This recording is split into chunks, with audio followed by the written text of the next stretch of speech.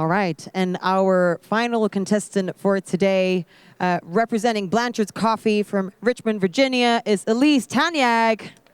Big round of applause.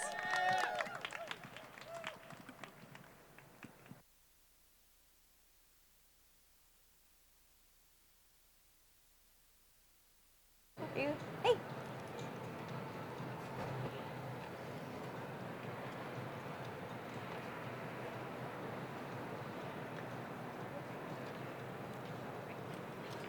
Feeling good? Comfortable? Nice. Can I get my music?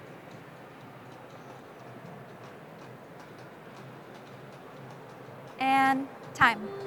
Hi judges, my name is Elise Tanyag and I'm here representing Blanchard's Coffee from Richmond, Virginia. Firstly, I just want to thank you all for being here today. I know it's been a long day. I'm just super excited to be in front of a group of really diverse judges, whether that's ethnically, culturally, or simply our background in coffee.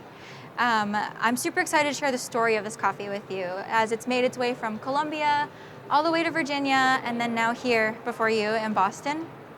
The coffee you're going to be trying today is a Colombian Geisha honey process from Villa Bernarda.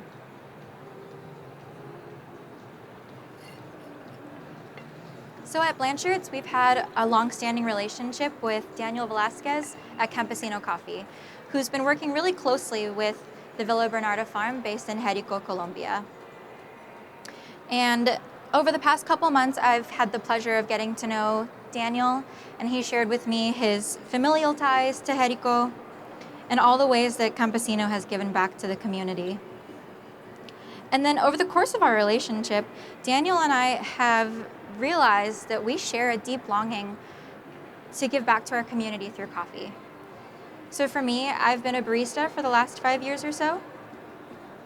And after the recent rise in hate crimes against Asian Americans and the spa shootings in Atlanta last year, I was really looking for a way to give back to my community through coffee. So I co-founded a coffee company that highlights and elevates Asian voices and Asian-grown coffees and its value to the specialty coffee world as a way of giving back. And so Daniel and I really bonded over that. So I'm honored to be sharing this coffee because this coffee is also representative and highlights the voices of Jerico. One of the main things that really drew me to this coffee was some of the familiar Asian flavors that I experienced in this geisha. So right away, when it's hot, the flavor you'll experience is peach tea and Korean pear. And if you've never had a Korean pear, it's very similar to a regular Bosque pear. The main difference is that it's a little more subtle in its sweetness and it's lighter.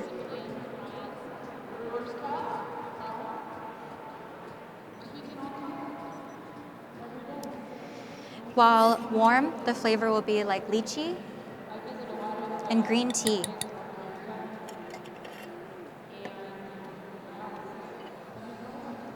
And while cool, it'll be like guava.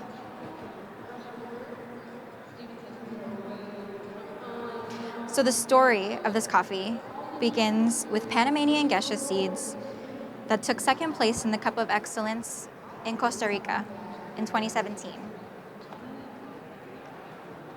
So those seeds were then gifted by Daniel to the brothers Don William and Don Edgar at Villa Bernarda Farm. And knowing that geishas can be a difficult variety to grow, the brothers were up to the challenge. So fast forward to 2020, and the first harvest comes back. And it's incredibly sweet and super floral. So right away on the aroma, you're gonna get wildflower honey, lemongrass, and jasmine.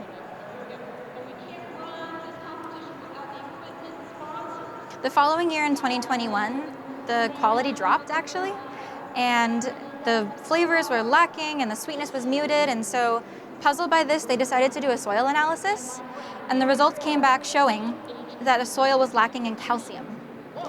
So taking a little bit more of a risk, both monetarily and financially, or time-wise as well, they decided to move forward with enriching the soil with calcium and increasing the amount of times they fertilized it throughout the year, which resulted in this final harvest, which you're cupping today.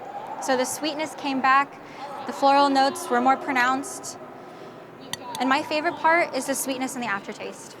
So in the aftertaste, while it's hot, you'll get ginseng. While it's warm, you'll get dragon fruit.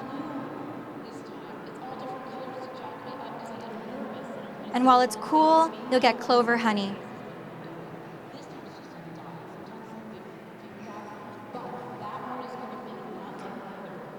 My recipe is a 1 to 15.8 ratio, to be specific. It's 19 grams of coffee in to 300 grams of water out. You may have noticed that I've been using a chopstick. So I begin with a 60-gram bloom, and I take my chopstick and start at the center and work my way out in a star-shaped pattern along the edges, ensuring that I wet all the grinds and work them in. And I found that doing this allowed for a more pronounced acidity. So the acidity, while hot, will be like a mandarin orange. While warm, it'll be like canned pear and lychee juice. And while cool, the acidity will be like guava juice.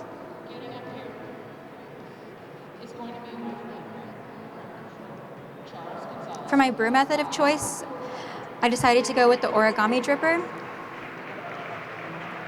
And as opposed to the standard ceramic, I chose to go with the resin one, as I found that it retained heat a lot better, which will then result in a cleaner cup and a fuller body.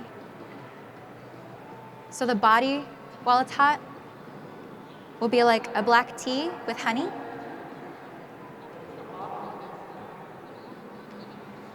And while cool, it'll be like a green tea. And then while cool or warm, it'll be like an apricot.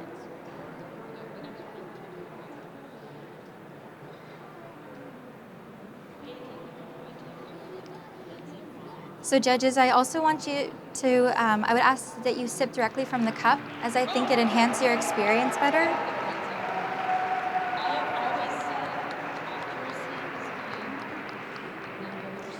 And in preparation for today, I kept asking myself, what sets specialty coffee apart from the rest of the coffee industry? Why do we host these competitions or have these expos? And I believe it's because for us, we recognize that coffee is so much more than the cup that's in front of us. We recognize that it represents innovation and community and representation. And for me, as an Asian American and as an Asian woman, representation is by far the most important. Because for me, I carry with me my family and my ancestry and my history. And in that same way, I carry all the voices of this coffee that have allowed me to be here. So this coffee represents Don Edgar and Don William at Villa Bernarda Farm, and it represents Daniel and Luisa at Campesino Coffee, and it represents my teammates and my friends at Blanchard's, and it represents me, but it also represents you, because you get to partake in this with me. So thank you for contributing to the story. Time.